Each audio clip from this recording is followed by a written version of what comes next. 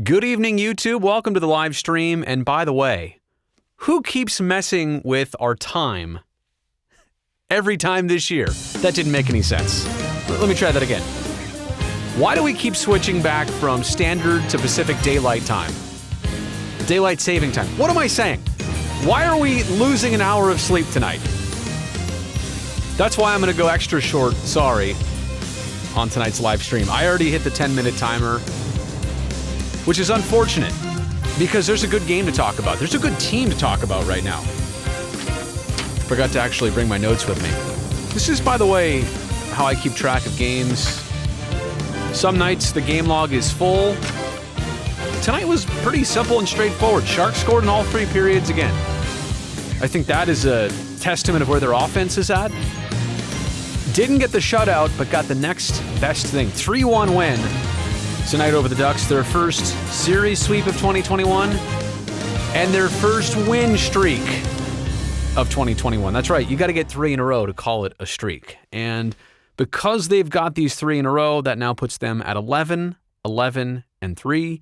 You do the math, and that's 25 points in precisely 25 games. I've said this before, and I feel like a broken record. You know, you have to say the disclaimer before anything else.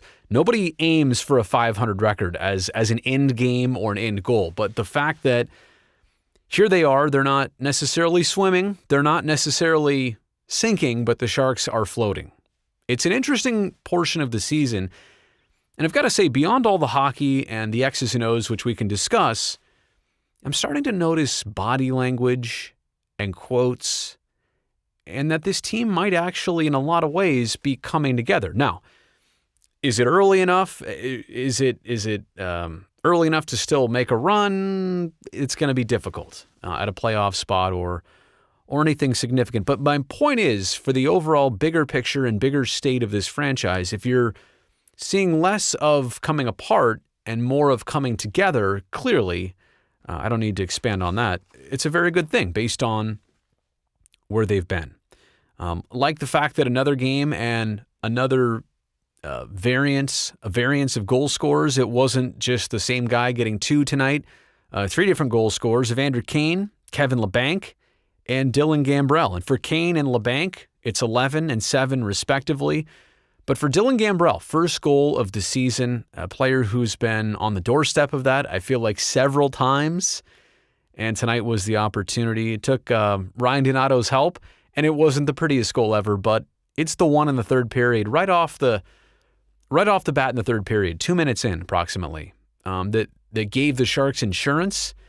And, I don't want to say put this game away, but man, Anaheim, 3 games in a row, 3 losses, and 2 goals scored for them in their last 3 games. So they're struggling, and I got to be honest, the Sharks looked really good this series, but that's what you have to do. Like, credit to the Sharks that they went to Anaheim. They kind of beat up on a team that they were supposed to do that to.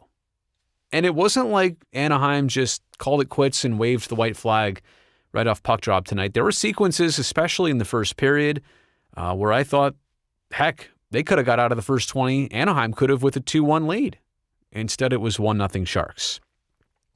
So just to recap the win streak, 3 games. The Sharks outscored their opponents 12-3 in these 3 games and subsequent wins. And Martin Jones went in there tonight. What can you say? Wasn't a shutout, but allowing only 1 is the next best thing. And the Max Jones goal that was scored, it was unreal. You got to hand it to him. Took care of a turnover, brought it the other way, 1-on-none essentially. He was flying up the ice. It was a great individual effort, so don't want to take that away from him. But I do think that you're also seeing Martin Jones now, for whatever reason, a bit, having his buttons pushed by Dubnyk's 3 starts. And look, in the post-game interview, I know the question was asked of Jones, are you more inspired to go out and play well because of what Dubnyk did? Well, no, the answer is going to be no, right? The answer is what he gave. I'm inspired no matter what to help this team win. Because that's the obvious answer. But deep down inside, realistically, he's been seeing what Dubnyk's been up to. And it's not his answer is correct though. He's going to come out and try anytime. But there is something extra and special and whatever it is going on in the back of his mind. Just knowing that, the temperature of this competition just went up quite a bit. I honestly thought that going into tonight, that Devin Dubnyk could have equally started. The Sharks just had 3 nights off, but I'm glad they gave it to Jones. I'm glad he did what he did. And I'm glad the Sharks, like I say, are maybe turning a certain corner here. I don't know what it's going to lead to. I think the next series alone is going to be as much of a test as anything else. In Las Vegas against the Golden Knights, who are going to have about 3,500 fans, 20% capacity in attendance. For the first time this year at T-Mobile Arena, they're going to have that many fans. And to my knowledge, looking at the Sharks games, I think they've played in front of some very, very small crowds, like in Arizona, their first 2 games. There were a very few amount of fans, definitely less than 2,000. And I think in the St. Louis series, there were maybe like 700 family members and first responders, many who had already been vaccinated. So there is going to be that different element for these couple games in Las Vegas. It's good to see after the last couple seasons, last year and this year included, it's good to see some coming together for this team. And it doesn't mean they're not going to hit some more speed bumps, and it doesn't mean there's going to be, sequences of struggling the rest of the way. There's tough portions of the schedule, but to see the buy-in, I keep seeing and hearing that and feeling that, and I think that's a really good thing. All right, you know what? I'm going to. I saw some good comments, so I'm going to try and get to these. EDP's toilet. Brody, stop being entertaining. I've got an essay to write. On a Saturday night, you're writing an essay? I feel like this essay wouldn't be due until at least Monday. So you have all today, tomorrow, and tomorrow night too, although you're going to have one less hour. Stonecoat, that is a great comment. And I was thinking about that too, the Curtis Gabriel effect. There's something to it, right? He jumps in and all of a sudden, the team has a different attitude, has a different element to it. And he didn't even have to drop the gloves tonight. I know he would have if the situation allowed or dictated or was required. But yeah, that's there is definitely something to that. I saw him tweeting today about Sharks Code, which has been reported on a few times before. Kevin Kurz of The Athletic had a great piece describing what the players came up with going into this season about how they would stick together through the tough times. So I am not discounting that at all. The Curtis Gabriel effect, definitely something to it. Austin, I appreciate you, man, in the super chat. And yes, 2 or fewer, 3 games in a row. Wouldn't you know it, huh? You win 3 in a row, all via 2 or fewer. 3-2 against St. Louis in overtime, 6-0 last night, and 3-1 tonight. The team, when they play defense, right? And granted, they could have been shut out tonight and lost 1-0, but it didn't happen. Their offense is generally always there. If they play defense, that's when I think you find out about, a better chance at results. John, I also appreciate you in the super chat once again. Honestly, it's nice to have the support. Will Fleury be in goal for any of the 2 games? Unless I'm not up to speed on something, I would imagine yes.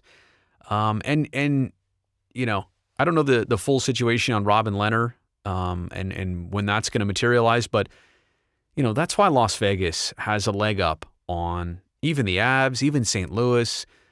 I'd be surprised at this point, and not just because they're, a step ahead in the standings. I would be surprised if Las Vegas doesn't win the division. I would be surprised if they don't come out of the West in terms of a playoff spot. Oh, and a obviously a chance at the Stanley Cup. It's just they are, and look, the playoffs could be a totally different story. Something could happen. Somebody else could get red hot. But just seeing them play as many times as we have this year against the Sharks alone, they are scary good in a lot of different ways. Oh, okay. See, I didn't know that.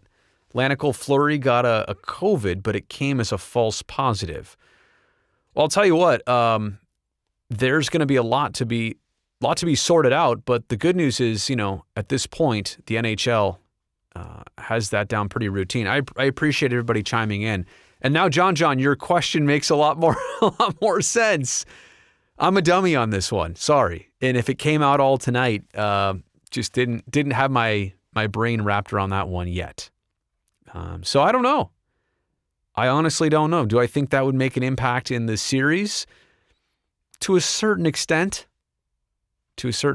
But I also think that, knowing that they would have here about 24 hours, maybe Fleury wouldn't have played both anyway, so maybe he doesn't play Monday. Maybe he only gets to start on Wednesday if, in fact, it's a false positive and everything works out. The Knights better not wear those ugly gold helmets. Please, I hope they do. Those C-3PO buckets. Just so we can comment on them, right? Don't you want to give all of our broadcasters the chance to have a word about those? Ooh. Yeah, those are those part of their reverse retro jerseys, or is that just a separate thing? It's crazy. Yeah, I appreciate everybody giving me the updates here. You guys are all my Las Vegas insiders. Fleury with a false positive, think he's fine. Has Karlsson's body language on the ice changed in the last 5 games? And that's no, and despite the injury, I think it was a matter of taking care of whatever needed to be done. And look at him now. It's 8 games back. Jumping in plays tonight again, taking shots. It's a totally different Erik Karlsson. And I don't want to go back to the one that we saw in the first 14 or so games. And I say that respectfully. This right now is more like him. Completely. I don't think that anybody's disagreeing on that. So it just, I'm happy to see the turnaround. I'm happy to see that he's been able to pivot his game and whatever he needed to do to take care of it. In retrospect, at the time, I thought it was only going to cloud the issue. Not knowing really what was happening. Does he have bigger problems? To see him come back like this, I'm glad he took the time off. I'm glad he got it right. And I'm glad that this is the case. Is he chewing on something in games? Does he have a dip in? I don't think so. Mouth guard maybe? If the Las Vegas wears the gold helmets, Sharks win. I did see a question about Logan Couture. Anyone know why Couture missed all that time? Honestly, got to be something. Right? And he missed some shifts in the second, then took a few. Don't believe he did a post-game interview tonight, and I'm pretty sure Bob Boughner wasn't asked about it, which was kind of surprising too. A lot of times if a player doesn't return, there's questions. But I saw what you guys saw. I saw him definitely miss several minutes of shifts and playing opportunities. EK65 is amazing, and Evander is great right now. Playing like his contract, dare I say, he's almost exceeding Drew Doughty. Well, look, I'm not going to make all the comparisons here, and even though this is a short season, there's still a lot of hockey left for Karlsson to at least show you that, he's back on the right track and give you something moving into next season. Evander Kane, by the way, I buried this. I should have discussed this a long time ago. Sharks have a 3-game win streak. He's got a 3-game goal streak. And despite everything that's come out in recent times about his personal situation, not here to take sides or defend anything or whatever, come off any one certain way. What I will say is watching him play through this on the ice and show up as a hockey player, it's pretty impressive. Well, Moonglow says that Erik Karlsson has a dip in. Well, there you go. No more than I do. I'm pretty sure he wears a mouth guard, though. I don't know if those two things combine. Man, everybody's up on what's in Erik Karlsson's mouth during the games. Ghost Charm, impressed with John Leonard tonight. When he's confident, he's a difference maker. I'll say this. I've seen spurts and sparks of John Leonard that get me really encouraged about him being with this team for the long term.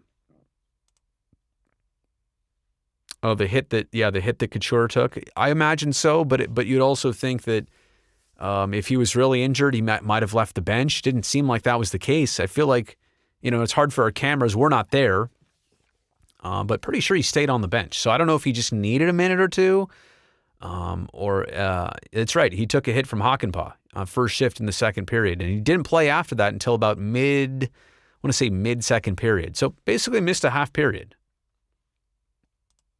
Leonard, if it goes his way, could be the next Pavelski. That's a lot of pressure to throw on any one individual, but that's kind of what I'm saying here. You could see him being a mainstay player for the Sharks if, in fact, development happens. Did I miss anything else here? Officially, the streak now. Yep, you win 3 in a row. It's officially a streak.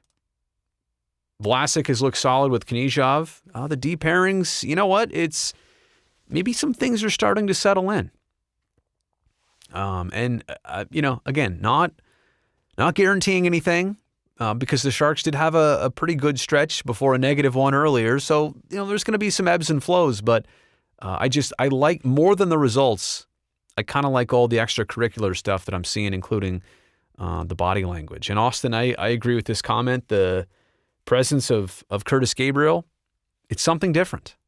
And the Carlson quote today was amazing. And I don't have it in front of me here, but to basically say that, well, heck, you guys probably already saw this, but just in case you didn't, let me just go back on this real quick. To get this kind of praise from one of the established team leaders, a multiple Norris Trophy winner, Erik Karlsson saying this on Curtis Gabriel, his role is just as important as my role is, even though I log a lot more minutes, Karlsson saying this. That's the feeling we have to have. We all play an equally important role. I couldn't do all the things I do if he wasn't allowed to do the things he does. That's a high compliment for a teammate to say about you. I think that's really important. Alden seems like the boys are really rallying around Doobie past couple games as well as Joner tonight. Again, you know what? I don't want bad competition, but I don't know that this is bad competition. I think it's a great conversation right now, and I think there is competition right now. It's definitely not a controversy, although if two guys are playing well, make it a controversy and have it benefit the team. Shout out to Dylan Gambrell's first on the season. I totally agree. The Superfly, you like the flow. Never cut it again? Look at this. Come on. Wow. Look at straight, and all of a sudden curly. Or yeah. That's, it's not necessarily curly, it's wavy. I guess that's what I was trying to say. It goes from straight to wavy in the back. I appreciate that, Superfly. Question, how do I get home so quickly to do these? Look, we signed off the air at 10 o'clock. I think I started this around 11. How long have I been on here for? 17 minutes. Jeez, I was on before 11. I change real fast, walk to the garage, jump in the car, drive home. It's about a 36 to 40-minute drive. I've got the home studio here all set up. On. Type in what I want to say for the live stream, and there you go. So I've got it pretty turnkey. And in fact, on that note, because it's getting late and because I'm hungry and because we're losing an hour of sleep tonight, why do we keep doing this? I apologize. You guys know I would love to stick around for a bunch more. But my stomach is literally calling. I don't even know all the fors and against the time change. I just know that every time it does change, I'm thrown off for like a good day or two, It's just, my body clock, it messes with my body clock. Let me know if you guys feel the same way about that, maybe in the comments section. I'll get to that a little bit later on. So, recapping everything. We'll take tomorrow off. We'll get to Las Vegas on Monday and Wednesday. Maybe it's Marc-Andre Fleury, maybe it's not. But it is the Golden Knights and Sharks in the next two. Until then, remember, reset your clocks. Be safe, everybody. And I'll talk to you soon. Good night.